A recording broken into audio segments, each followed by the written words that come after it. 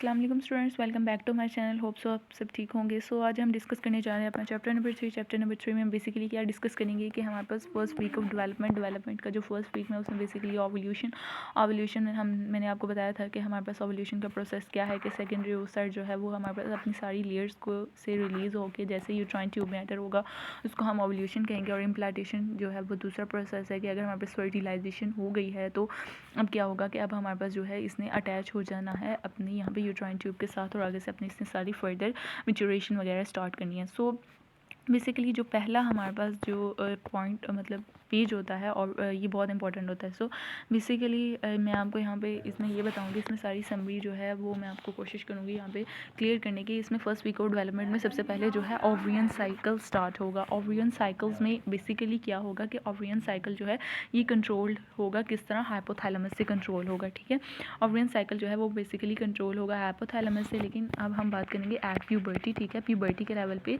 क्या होगा कि हमारे पास जो है दो न्यूक्लियस होंगे।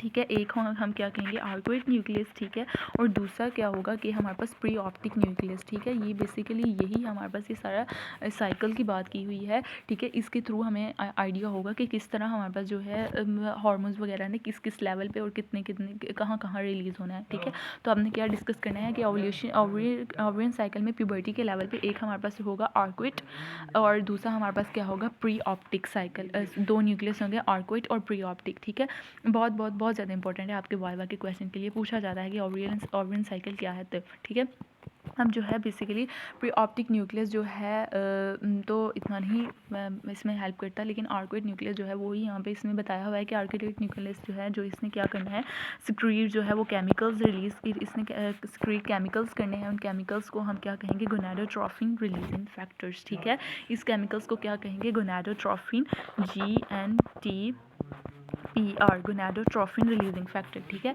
क्या करना है गोनाडोट्रोफिन रिलीजिंग फैक्टर को इसने क्या करना है रिलीज़ करवाना है। ठीक है, गोनाडोट्रोफिन रिलीजिंग फैक्टर को इसने रिलीज़ करवाना है और उसके बाद क्या होगा कि हमारे पास जितने भी गोनाडोट्रोफिन रिलीजिंग फैक्टर्स हैं इन्होंने pituitary anterior lobe of pituitary के ऊपर एक्ट करना है और रिलीज़ हार्मोन गोनाडोट्रोफिन। ठीक है, और हार्मोन रिलीज़ करने हैं गोनाडोट्रोफिन। ठीक है, ये सारी बात भी क्लियर हो गई। होप सो इसमें से आपको कुछ मुश्किल नहीं लगा होगा, लेकिन फिर भी मैं आपको एक दफ़ा यहाँ पे सारी चीज़ें क्लियर कर देती हूँ, दोबारा यहाँ पे बता देती हूँ। यहाँ पे हमने क्या करना है कि हमारे पास जो है आर्कोइड जो न्यूक्लियस है उसने सिक्रीट केमिकल्स करने हैं आर्कोइड न्यूक्लियस ने।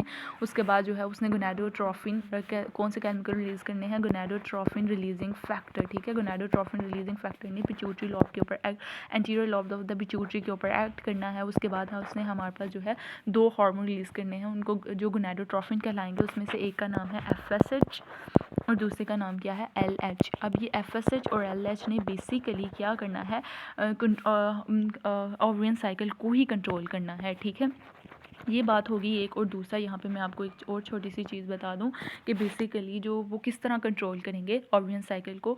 आपको पता है कि FSH और LH जो है वो हाइपोथैलेमस से रिलीज़ होंगी। ठीक है, ये है हमारे पास जो है ओवरियन साइकिल जो कंट्रोल होगा। एक तो हमारे पास जो है FSH से रिलीज़ होगा और कंट्रोल होगा, एक LH से रिलीज़ होगा और एक हमारे पास एस्ट्रोजन से रिलीज़ होगा और कंट्रोल होगा और एक प्रोजेस्टेरोन।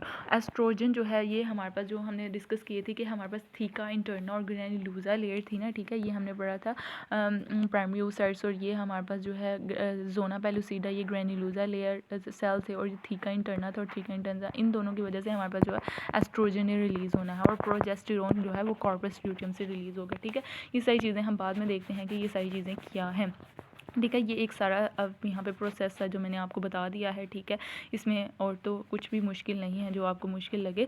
ठीक है, इसके अलावा जो है हम देखेंगे कि और क्या होगा हमारे पास।